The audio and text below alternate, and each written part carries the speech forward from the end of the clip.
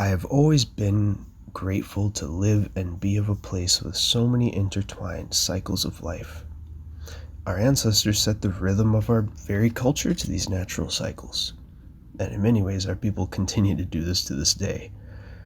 One of the most important cycles being that of the herring, a symbol of spring and our people's new year. This little fish starts one of, if not the biggest food chain in our ocean here. And everything, in a way, starts over when we see this fish. Everything becomes new again.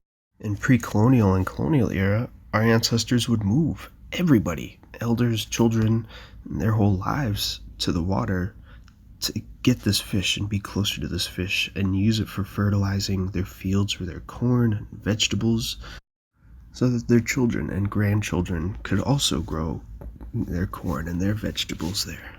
It's used for food, it's used for bait throughout the fishing season to get bigger fish.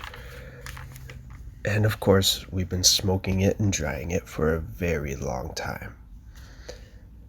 It's kind of embarrassing to say, but when I was a teenager learning to drive around Mashpee, it never really made much sense to me. Because growing up, whenever we were traveling, I would always hear spots and areas referenced about what they used to be. Oh, this was the best walking path, and you would get in between families' houses this way on the way to the best fishing spots and hunting spots. And of course, these old little smokehouses seemed to be the connecting hub through it all.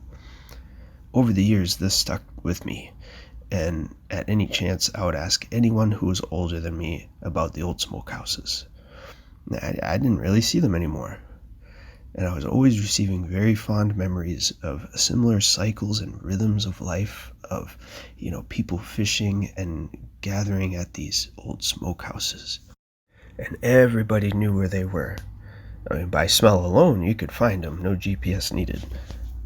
But these stories always were similar in the fondness and how they were used, but it was always a little bit different when it came to what's used to give the fish the best tasting color.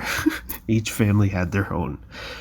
Now, being from a Mai Haines Mingo family, I'll go with my relative here on this one. Now, these things are still alive within Mashpee culture for sure. For one small example, you still hear folks around town asking each other, "You see the herring run yet?" And you still see folks with their children down by the herring run in the springtime. And I think there's something to that. I think there's something to herring will always travel to lay their eggs in the area of body they were born. And our people have always maintained our rights to water-based resources and our responsibility to them, and recognizing the cycle of the herring. And the generations that we've shared and continue to share, it's a very special thing to be a part of.